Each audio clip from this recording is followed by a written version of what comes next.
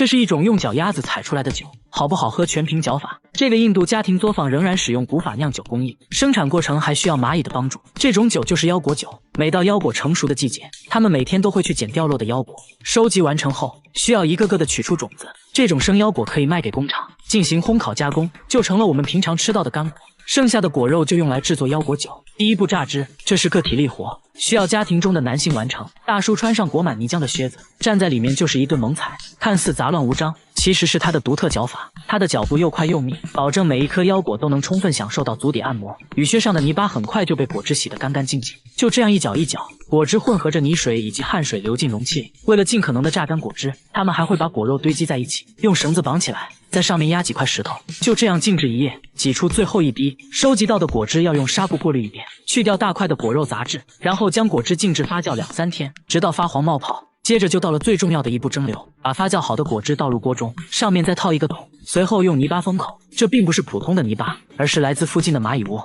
這些泥土粘度大，有很好的密封性。接下來就是加熱蒸餾，這一罐要持續加熱8個小時，蒸汽通過管道進入裝滿水的水箱，冷卻後的蒸汽就成了酒。不過現在的酒精含量還比較低，他們會將其從新倒入鍋中，然後再蒸餾7個小時。就這樣經過多次蒸餾，就得到了腰果酒。腰果酒的酒精含量大約在40%左右，他們還會通過觀察酒花來判斷腰果酒的品質。如果氣泡很大並且可以快速散開，就說明這次的釀制非常成功。這種酒在印度十分受歡迎，他們認為只有這種用腳採出來的酒才最好喝，那叫一個滴滴滴滴滴滴滴滴道。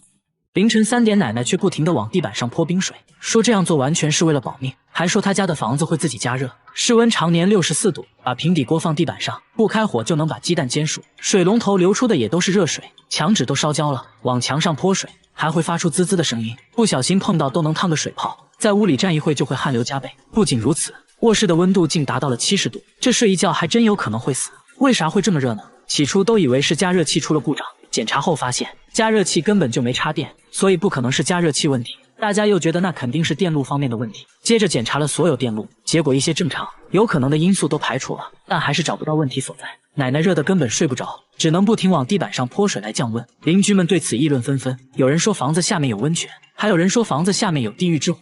一時間關於他家的謠言越來越多，那到底是什麼原因導致的呢？就在節目組測量外牆溫度時，意外發现電表的溫度異常高，即使在斷電後，它仍在工作。看來這電表有問題啊！打開電表的瞬間，火花四濺，原來這電表漏電了。專家說房子高溫很有可能就跟漏電有關，隨即對房子裡裡外外研究半天，終於知道了怎麼一回事。原來這房子是鋼架結構的裝配式簡易房，當電表短路時，整個房子都是導體，產生的熱量會通過鋼架傳遞到整個房子，所以才會出現超高溫的現象。幸虧發現的早，不然煤氣罐都有可能發生爆炸。隨後維修人員找到粘在一起的電線，經過修復，一切恢復了正常。這下終於可以好好睡一覺了。這裡的人窮的只剩下了錢，每天要去擺攤賣鈔票，把錢當廢紙論斤賣，個個都是億萬富翁，卻吃不上飯，甚至有人被活活餓死。他們每天拉着成捆的鈔票去擺攤，一沓沓現金就像冥幣一樣，隨意堆放在地上，沒有任何安保措施，根本不擔心被搶。這一幕發生在索馬里蘭的一個鈔票交易市場，這裡是全球唯一的鈔票交易市場，交易過程也很簡單，不需要點鈔機，也不需要驗鈔機，都是論斤賣，一般1斤能換1美元，偶爾多個幾斤幾兩也沒關係。攤主有時會多送一些，來挽留回頭客。家家戶戶堪比私人銀行，即使有1億現金掉在路上，也沒人願意撿，因為自己家的錢都賣不完。更奇葩的是，這個國家不被國際社會認可，在任何世界地圖上都沒有這個國家，所以他們的鈔票在世界範圍來說不具備任何價值。他們使用的貨幣叫索馬里蘭先令，於1994年由國家銀行發行。由於官方隨意印刷貨幣，導致嚴重的通貨膨脹，貨幣連年貶值，出現錢不再值錢的局面，買顆白菜可能都要花個上百萬，所以他們更願意把當地貨幣兌換成美元，於是就有了賣錢這一奇葩景象。這裡人口非常稀少，就業率很低，當地經濟主要以畜牧業為主。由於氣候炎熱少雨，經常出現乾旱的現象，導致飼養的牲畜大量死亡，周圍環境一片蕭條。即使在首都，也沒有任何繁華的景象，反而顯得髒亂差，大部分地方破敗不堪，很少能見到水泥路面。索馬里蘭的人窮得只剩下錢，卻仍舊吃不上飯，令人唏噓不已。他們僅靠一把魚叉就能捕獲20米長的鯨魚，捕鯨過程驚險萬分，很多人因此喪命。但捕鯨對於他們來說卻非做不可。魚叉手是團隊中最重要的人，他們站在船頭，不停地在海面上搜索目標，發現獵物時就要跳到空中，用魚叉精準刺中獵物，稍有不慎就會丟掉性命。突然前方閃過一個黑色身影，他們喜出望外，一頭虎鯨出現了，漁民飛速向它靠近，捕獵正式開始。虎鯨游得飛快，魚叉手瞄準目標，奮力將魚叉向虎鯨刺去，然而卻撲了空，眼看着虎鯨消失在了視線中。不過還好，一群翻車魚又引起了他們的注意。這種魚小的有1米，大的足足有4米。魚叉手看準時機，一擊命中，瞬間海面就被染成紅色。翻車魚不斷掙扎，另一名魚叉手接着補了一刀。等翻車魚停止掙扎，他們合力拖到船上，一上岸就開始分割魚肉。魚叉手被分配到了最好的部位，他們會用沙子把魚肉包裹起来，掛起來風乾，曬乾的魚肉還可以換取玉米或者番薯，對他們來說這就是頂級美味。但翻車魚還是太小了，並不能給全村提供足夠的食物，他們必須要捕到一條抹香鯨才可以。抹香鯨只在每年的5月到10月才會出現在這片海域，他們不想錯過這個機會。休整幾天後，承載着整個村莊的期盼，他們再次揚帆出海，運氣不錯，很快就碰上了鯨魚群。只有在鯨魚喘氣的短短幾秒，才有機會捕捉到它。他們一次次的把魚叉刺向鯨魚，終於捕獲了一只幼小的抹香鯨，但這也足夠全村吃上幾個月了。鯨魚被分割完成後，女人們會把魚肉醃制好，掛起來晾乾，這樣可以保存幾個月。抹香鯨的頭部也會充分被利用，裡面含有豐富的鯨魚油，混合上其他油脂，就可以做成蠟燭。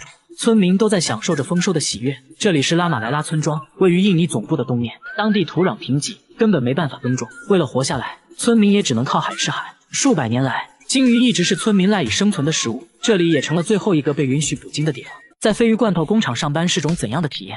據說質檢員的工資非常高，看完有點心疼質檢員。這家瑞典工廠在每年5、6月份，一周就能收到60噸新鮮捕獲的鯡魚。制作鯡魚罐頭第一步就是去除魚頭和內臟，通過傳送機把魚送到離心旋轉機，讓魚頭朝一個方向排列，水流會對鯡魚進行簡單清洗。接下來的機器每分鐘能切掉400個魚頭，同時擠出內臟，身體順着傳送帶被裝進大桶，接着加入大量的鹽，在鹽水裡浸泡2天，2天後撈出，讓魚自然發酵。發酵前先加入1桶血水，它們稱為滷水，這裡面有發酵所必需的酵素。最後封上蓋子，一桶桶的鯡魚被存放在儲藏室，溫度維持在12到15度。整個發酵過程需要持續幾十天。質檢員会根據桶裡的氣泡聲來判斷發酵是否完成。這家工廠始終堅持手工灌裝，工人都練就了金剛不壞之身，可以面無表情的工作，甚至不用戴口罩。罐頭裡要加上足量的臭滷水质，這樣才正宗。最後清洗下外殼，就可以裝箱了。現在還不能直接吃，需要讓它继續發酵1個月。等罐頭鼓起來的時候，風味最佳。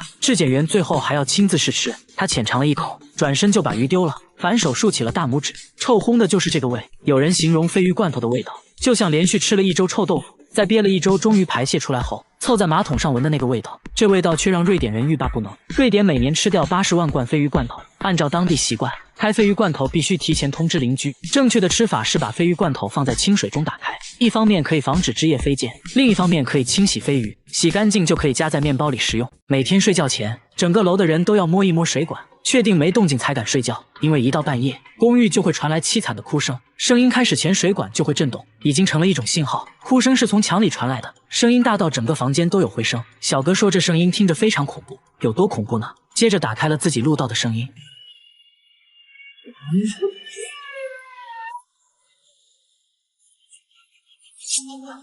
這聲音一般都會持續90分鐘，你可以想象一下，半夜12點，全方位立體環繞的哭泣聲有多瘆人。公寓住戶都聽到過哭聲，也錄到過一樣的聲音，他們也試圖找到聲音來源。物業關閉了所有能產生噪音的設備，但聲音仍然存在，大家每天都活在恐懼中，有人都不敢回家，只能在外面租房住。为了幫大家解決問題，記者拿着錄到的聲音去找專家，很快就發現了異常。專家表示這聲音很有規律，更像是一種人為錄製剪輯過的。簡單來說，應該是有人專門錄製了這個哭聲，通過揚聲器循環播放的，所以是有人故意這樣做的。那現在問題來了，到底是誰在搞惡作劇呢？大家在公寓安裝了攝像頭，想找到這個罪魁禍首。接下來就等聲音出現了，結果等了一晚上，完全沒有聲音。大家沒有放棄，繼續在公寓布置了更多攝像頭，一直等了2天，聲音都沒再出現，真是奇了怪了。其實我覺得已經沒必要再調查了，很明顯，惡作劇的人就在公寓裡，至於是誰就不好說了。焦慮，姐姐甚至放棄了上學，選擇在家裡幫忙種地，毛髮摧毀了她的夢想。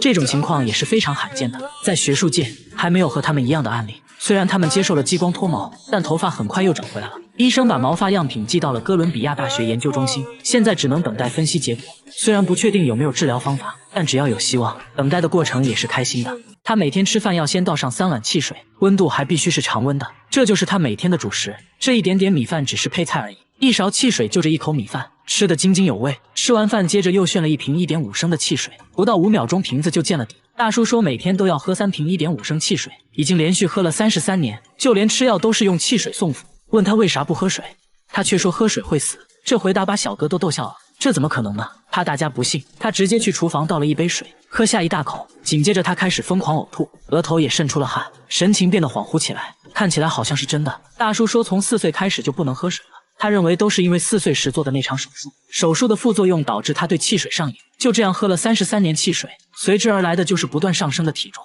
不僅如此，他的牙齒也被腐蝕壞了。檢查發現他的骨密度水平已經相當於70多歲的老人了，有些關節都粘在了一起，情況非常嚴重。至於他為啥不能喝水，心理醫生認為可能是當時手術後服用的藥物引起的惡心反應，這種惡心反應被他錯誤地認為是水導致的，加上心理作用，他就認為自己不能喝水，只要改變錯誤的觀念就好了。幾天後，節目組回訪，發現他把家裡的汽水都丟了，現在每天都吃蔬菜，用新鮮果汁代替了汽水。你看33年的習慣都可以改变，所以說改变自己從來不會晚。他們用膠帶把大姐的眼睛遮了起来，接着讓大姐做數学题。他們只是想求證一件事，因為这大姐说自己有3只眼，即使遮住雙眼仍然可以看東西。平時在家都蒙眼打掃衛生，就是為了不斷訓練第六感。不過呢，凡事要講科學，畢竟眼罩是大姐自己準備的。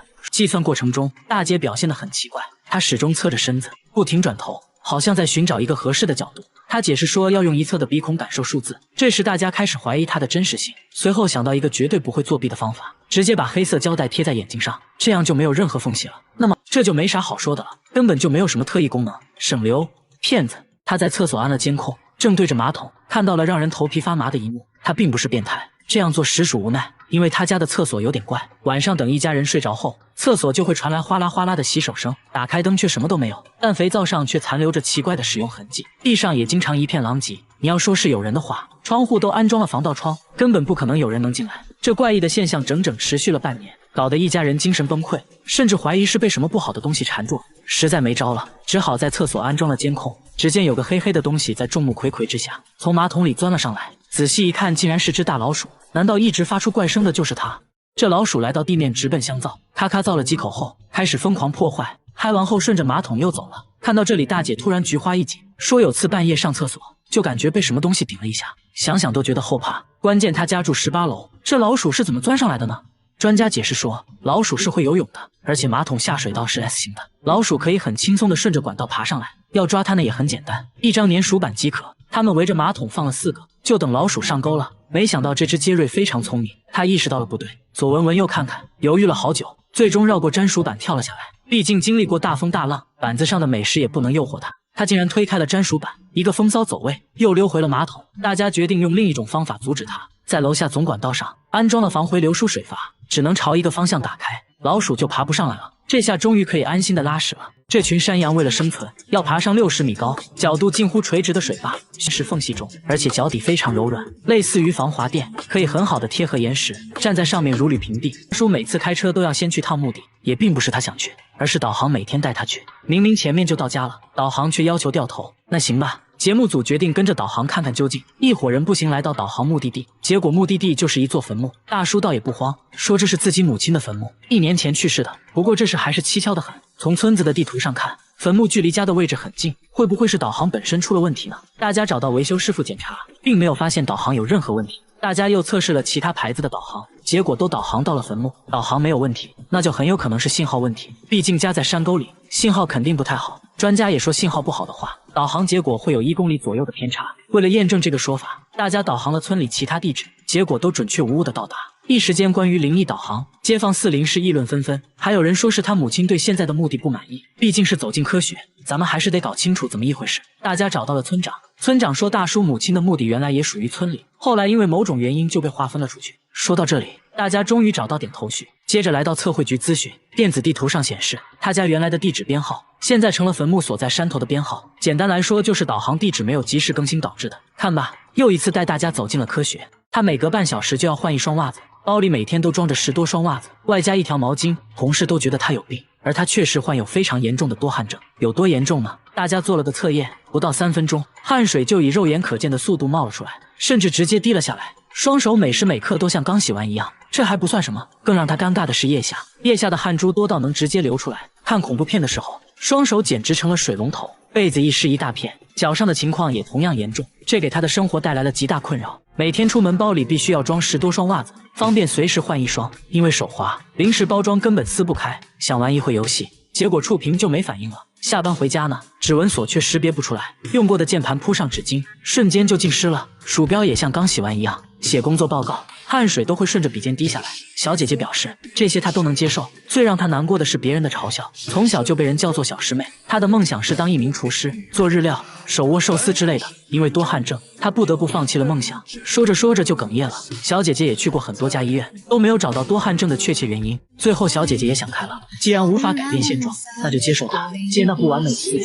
最近還做起了直播，大方展示了自己的多汗症。我覺得小姐姐很值得我們學習，保持樂觀的心態最重要。每天睡覺前，奶奶都要在被窩放一罐可樂，而且必須是常溫的，說這樣做是為了保命。衣櫥裡也全是一罐罐可樂。奶奶說生病了可以不吃藥，但不能不喝可樂，喝完精神抖擻，神清氣爽。對她來說，可樂是萬能的，隨時隨地都要喝。织毛衣的時候來一罐，唱歌累了來一罐，就這樣每天10罐，喝了40年，足足喝掉了15萬罐可樂。這可把老伴累到不行，每天回家都要帶上2屉可樂。奶奶喝可樂有個特點，開蓋後必須一口悶，然後滿意的打個嗝，這就是她最享受的時刻。而且只喝常溫的，說只有常溫的喝完才會打嗝，因此可樂都會放在被子裡保溫。記者拿出一罐冰可樂給她，結果喝完奶奶連連搖頭，還真就沒打嗝。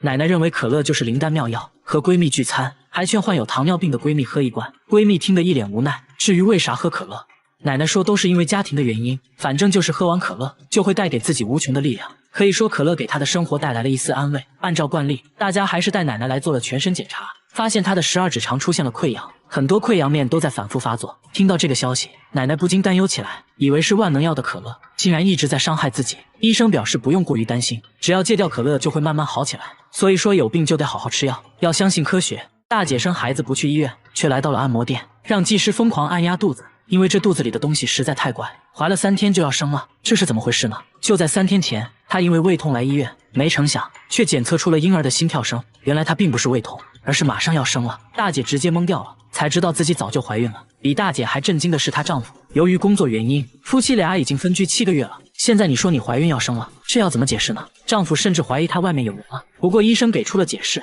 說大姐也是懷胎10月來着，只是她不知道而已。大姐說，雖然肚子確實大了一點，她就單純的以為自己胖了，還特意去做了減肥按摩，就是專門按肚子的那種。就算是這樣，那肯定有一些懷孕的症狀吧？就比如例假肯定沒有了吧？大姐說例假確實一直沒來，但自己這方面一直不規律，所以也沒在意。不得不說，大姐心是真大。後知後覺的大姐非常自責，只希望孩子能平平安安的。不過意外還是出現了，生產過程中脐帶纏住了寶寶的脖子，情況十分危急。好在經過幾個小時的手術，最終大姐順利生產。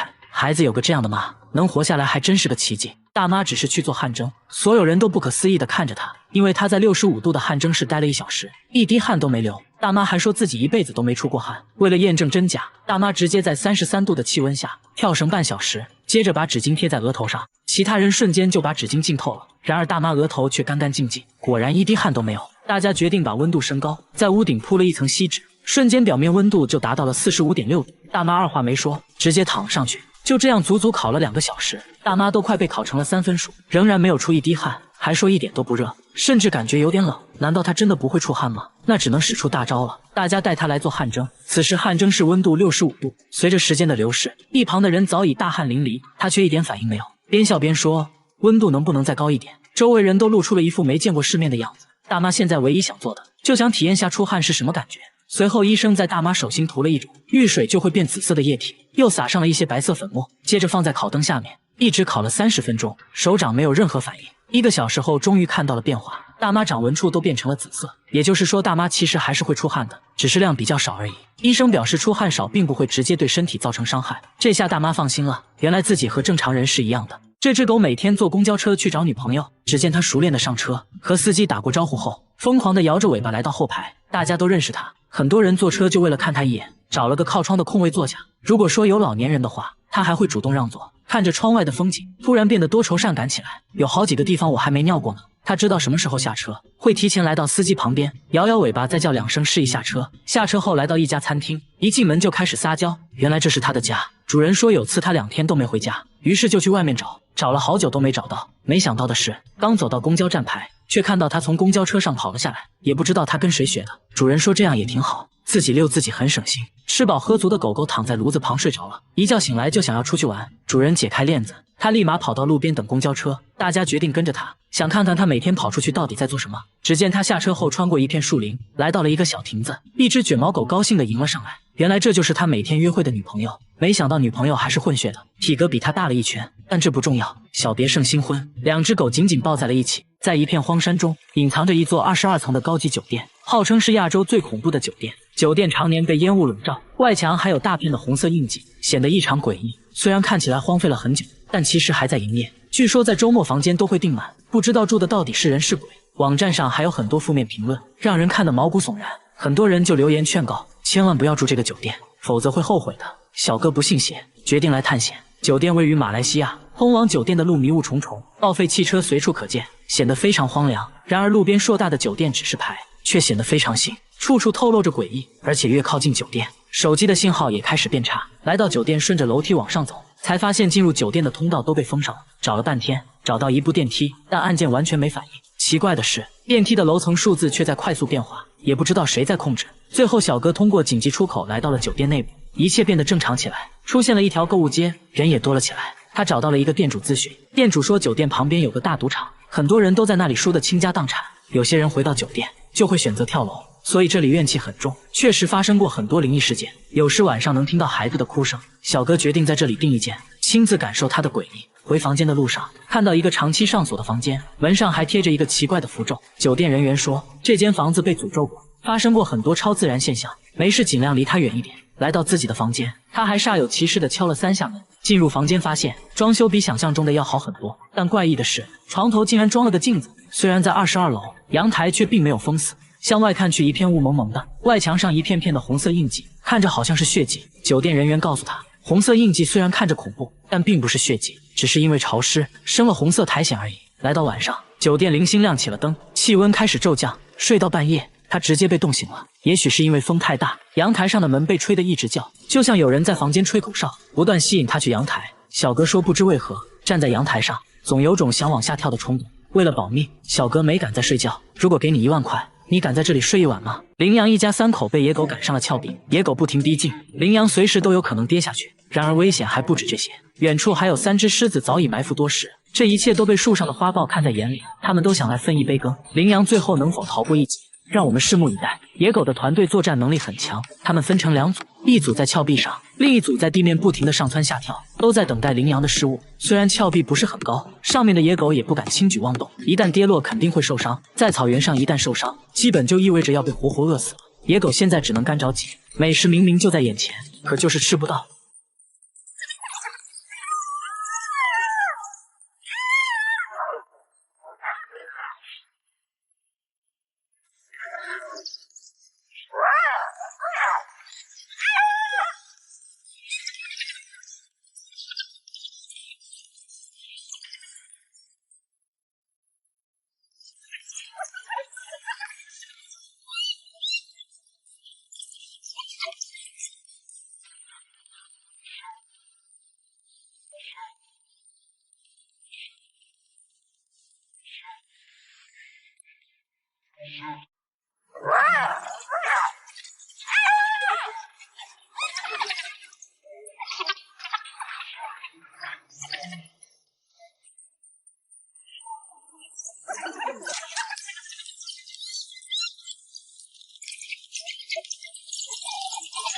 羚羊现在也很慌，一旦被抓到，那就避免不了被掏肛。這時，一只野狗受不了美食的誘惑，探着身子不斷逼近，眼看就要碰到羚羊了。羚羊嚇得來回一蹦，還好石頭表面非常光滑，野狗無法在峭壁上站穩，很快就放棄了這個大膽的嘗試。這一切都被遠處的獅子和花豹看在眼裡，他們時刻關注着，都想隨時上去分一杯羹。經過長時間的僵持，野狗感覺已經沒有希望了，最終放棄了捕獵。獅子和花豹也早已沒了身影。在確定周圍沒有危險後，羚羊一家終於逃離了峭壁。大媽端着剛熬好的牛骨湯進了廁所，直接用骨湯洗臉。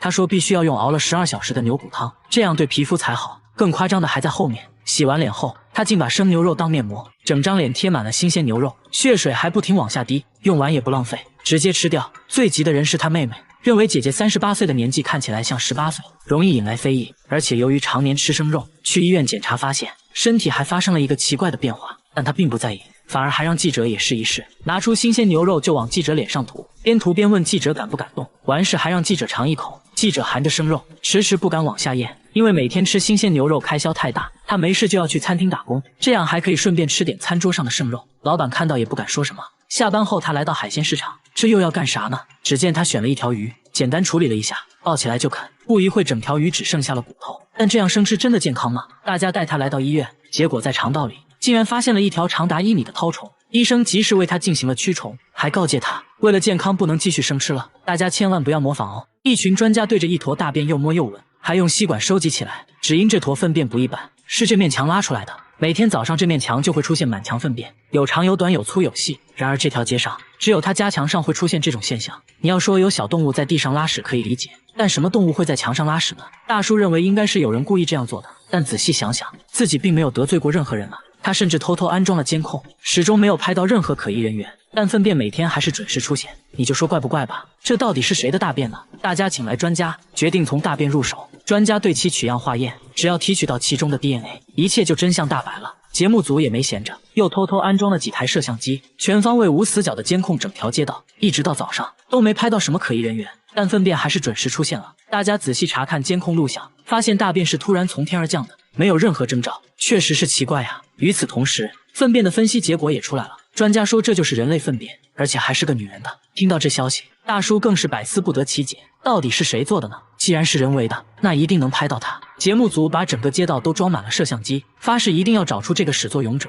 終於在第5天拍到了大便的飛行軌跡，還拍到了一個熟悉的身影。監控顯示，大便就是對過鄰居丟過來的。看到這個結果，大叔懵了。鄰居名聲挺好的，實在想不明白他們為啥會這麼做。白天節目組拜訪了鄰居，老人說自己妻子有老年痴呆症，不知道妻子的這種迷惑行為，表示很不好意思，說可以幫忙打掃，以後會看住妻子，不會再讓她亂丟便便。知道真相後，大叔也表示理解，知道怎麼回事就行了，起碼不用整天提心吊膽了，大不了就勤快點刷牆唄。這種會上樹的羊拉的屎，竟然是當地有名的美食，當地人會在裡面加入少量蜂蜜後，用來蘸着麵包吃，據說口感醇香濃厚，跟我們吃的麻醬有相似的味道。就是這一群會上樹的摩洛哥山羊，它們的蹄子分開後可以牢牢卡在樹杈中，站在樹上如履平地。山羊上的也並不是普通的樹木，而是當地一種非常珍貴的阿甘树，这種樹能生存上百年，果實富含維生素 E 和不飽和脂肪酸，果核則可以榨油。手動去皮的話比較費勁，所以山羊上樹就扮演了一個去皮機的功能，不但能餵飽這些山羊，還能省下不少的工序。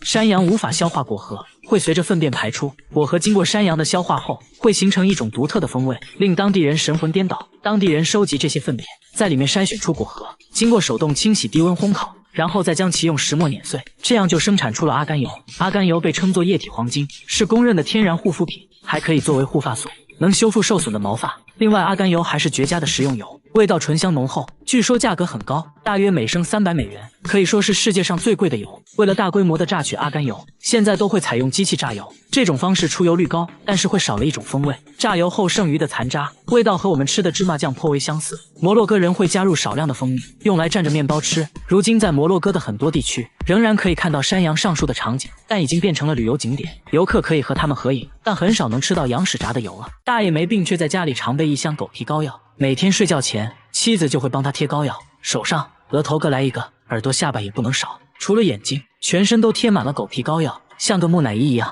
現在就可以安心睡覺了，但妻子卻說他根本就沒病，甚至比同齡人還要健康，啃骨頭比狗啃的都乾淨，下地幹活也沒有任何問題。由於身上貼滿了膏藥，太陽一曬就會變得很燙，所以不能長時間在地裡幹活。街坊鄰居都不能理解大爺的迷惑行為，而且長期貼膏藥還對皮膚造成了嚴重傷害，有些部位都出現了潰爛。檢查後發现情況更嚴重，大爺患上了接觸性皮炎，必須要停止使用膏藥。那他為啥10多年來每天堅持貼膏藥呢？經過心理諮詢，才知道原來10年前大爺不小心掉進了坑裡，過了3天3夜才被救上來。從那以後就開始做噩夢，每天都感覺有東西在身上爬。偶然貼了一次狗皮膏藥後，竟然連續2天都沒有做噩夢。從那之後就離不開膏藥了。醫生給的建議是定期來醫院做輔導，慢慢改變想法，做噩夢的情況就會得到改善。